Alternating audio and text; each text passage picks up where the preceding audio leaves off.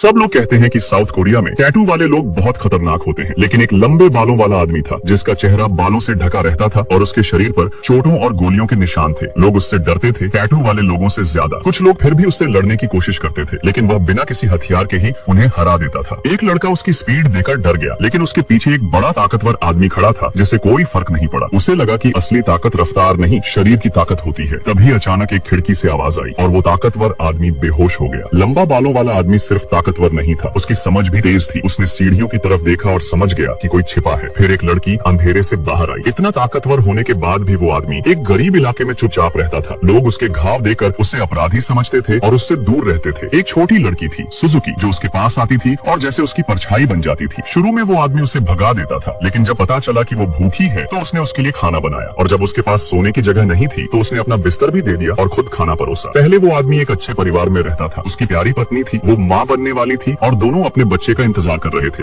एक दिन चेकअप के बाद दोनों बेबी शूज लेने गए थे, तभी एक ट्रक आया और एक्सीडेंट में उसकी पत्नी और बच्चा दोनों मर गए। उस हादसे के बाद वो आदमी टूट गया और हमेशा दुख में रहने लगा। सुजुकी भी अकेली थी, उसके पापा उसे छोड़ गए थे और उसकी माँ क्लब में काम करती थी। क्लब का माहौल खराब था और उसकी माँ ड्रग्स लेने लगी थी। माँ अपना सारा पैसा नशे में उड़ा देती थी और सुजुकी भूखी रहती और कोने में छुप जाती। शायद इसलिए वो उस आदमी से जुड़ गई, क्योंकि जब भी वो भूखी या बेघर होती वही उसका सहारा बनता। एक बार सुजुकी ने झूठ बोला कि वो अपनी माँ के साथ जा रही है, लेकिन असल में उस आदमी का बिस्तर ले गई। सुबह उसने उसके लिए थैंक यू नोट छोड़ा और उसके नाखूनों पर स्माइली बना दी। आदमी ने पहली बार दिल से मुस्कुराया। फिर एक दिन सुजुकी ने स्कूल में भूख के कारण ब्रेड चुरा ली। इस पर उसकी क्लासमेट की माँ ने डांटा और पुलिस ने पेरेंट को बुलाने को कहा। डर के कारण उसने उस आदमी को अपने पापा कहा, लेकिन आदमी नहीं चाहता था कि लोग उसे पहचाने, इसलिए वो चला गया। सुजुकी को बहुत दुख हुआ, उसे लगा कि उसका कोई नहीं है। फिर भी वो आदमी उसके दिल के बहुत करीब था। एक रात जब सुजुकी घर आई, उसने देखा कि उसकी माँ को एक डरावना आदमी मार रहा था। सुजुकी ने बचाने की कोशिश की, लेकिन एक गुंडे ने उसकी आंखें बंद कर दी। वो आदमी कोई मामूली नहीं था, इलाके का सबसे बड़ा ड्रग डीलर था। नाम था रॉलिन। उसकी माँ ने कुछ दिन पहले क्लब से जो ड्रग्स चुराए थे वो असल में रॉलिन के थे। बहुत मारने के बाद उसकी माँ ने बता दिया कि ड्रग्स कैमरा बैग में छिपाए गए हैं। आगे की स्टोरी और भी ज्यादा इंटरेस्टिंग है। कमेंट करो पार्ट 2।